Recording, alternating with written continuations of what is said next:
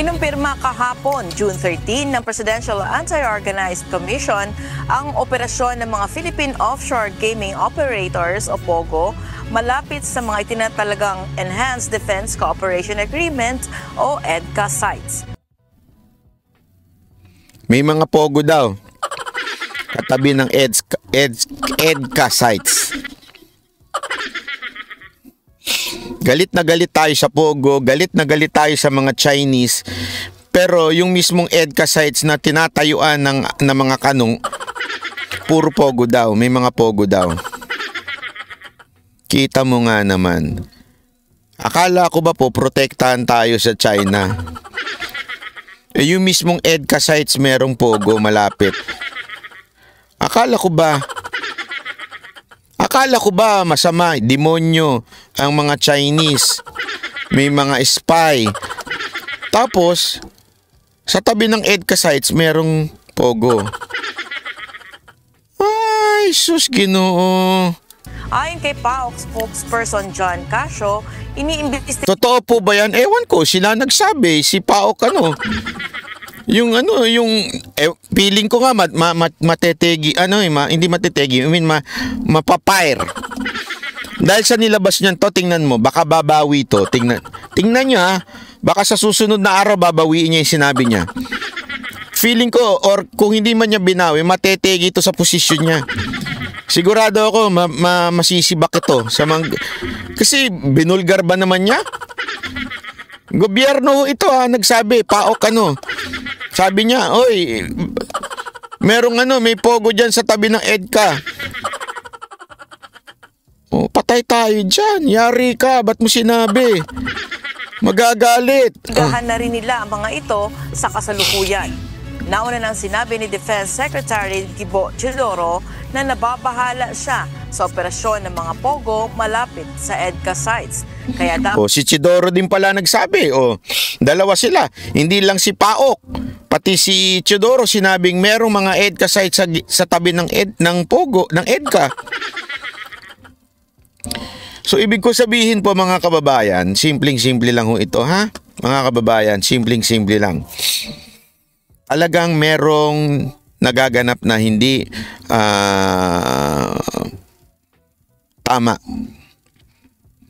Alam mo yun, yung issue, again hindi ko naman sinasabing manghihimasok ang Amerika para tanggalin yung POGO. Pero diyan pala makikita mo na kalukuhan, yung kinikreate na galit ng gobyerno to against Chinese. Wala kinikreate lang nila pero panglabas lang. Ayaw naman nila i-total ban. Hinahayaan pa nilang sa tabi ng, akala ko ba spy? Akala ko ba pinamumugaran ng spy ang POGO? Pero hinahayaan nyo sa tabi ng EDCA. Anong kagaguhan yun? Naiisip nyo ba to? Di ba yun ang kwento nila? Para magalit ang tao. Pero hindi naman nila ginagawa yung tama. Ginagalit lang nila yung tao sa Chinese. Oh, dami ng spy, dami ng mga Chinese sinasakop na tayo, bla bla, magalit tayo. Iba na natin ng POGO. Ay, wag muna. Basta maraming kriminal na Chinese, maraming ito mga ganun Chinese. O, iba na natin ng POGO. Hindi, next time na. Hindi, ito mga to, spy yung mga yan, pinadala ng military ng China para magbantay at maging mga sleeper cells. O, tanggalin na natin ng POGO. Hindi, itabi natin sa EDCA. Nagigets nyo ibig ko sabihin, nakaplastikan. Kaplastikan yung ginagawa nila. Kaplastikan yung sinasabi nilang magalit. Pero hindi naman nila ginagawa yung kanilang trabaho. O yung kanilang, ibig sabihin, wala ho silang, yung pananaw nila, ewan, ganun. Diba? Kasi kung ako, Secretary Defense ako, sige po ako yung PAOK na nakakakita ng mga nangyayaring krimen, hindi ako pipigil, hindi nyo ako mapipigilang gagawa talaga ako ng suot. Kung nakikita ako, nakikita naman, dalawa kong mata, kung totoo yan, nakikita ako na puro kriminal na dyan, puro may torture, bla bla bla bla bla bla, gagawa ko ng sulat kay Presidente. Presidente, Ito na nangyayari, ganito. Hindi na talaga tama to. Kailangan na tayong manawagan ng kailangan natin total ban to. Dahil sobra na talaga itong mga to. One day magigising tayo, sinakop na tayo ng China, ganon. Di ba kasi kung nakikita mo yung danger eh. Kung nakikita mo yung danger, bakit hindi mo pipigilan na Hindi, halimbawa nakikita mo yung asawa mo o yung anak mo. Halimbawa nakikita mo yung anak mo, di ba? Naglalaro ng kutsilyo. Akala niya siya si Lito Lapid. Dali, ako po kasi yun. Nung bata ko, nanonood ako Lito Lapid. Si Lito Lapid magaling sa kutsilyo.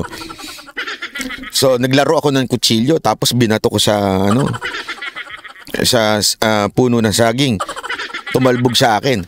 Di ba? Halimbawa, ganun ang senaryo, di ba? Nakikita mo yung anak mo, nakakapanood ng action, no? May dalang kutsilyo. Sabi niya, lalaro ako kutsilyo. Alam mo nang maaari siyang masaktan, maaari siyang mapahamak sa ginagawang yan, hindi mo ba siya pipigilan?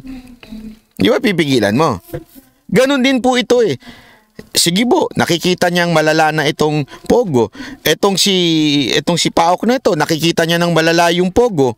And yet, wala silang ginagawang hakbang to convince the government or kung sino man ang pwedeng mag-ban ng Pogo.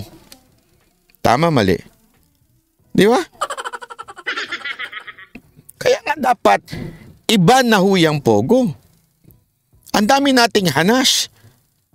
O nga sabi ko nga sa inyo, even if paulit-ulit kong sasabihin dito, paulit-ulit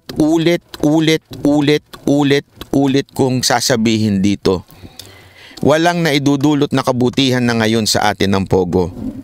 Maaring noon, panahon ng pandemya dahil wala naman lumalabas noon. Wala din namang may dudulot silang krimen nun dahil nandun lang sila sa mga lungga nila. At sila lang mga yon. Pero ngayon iba na usapan eh. Iba na po kasi usapan ngayon. Nagbabago ang panahon.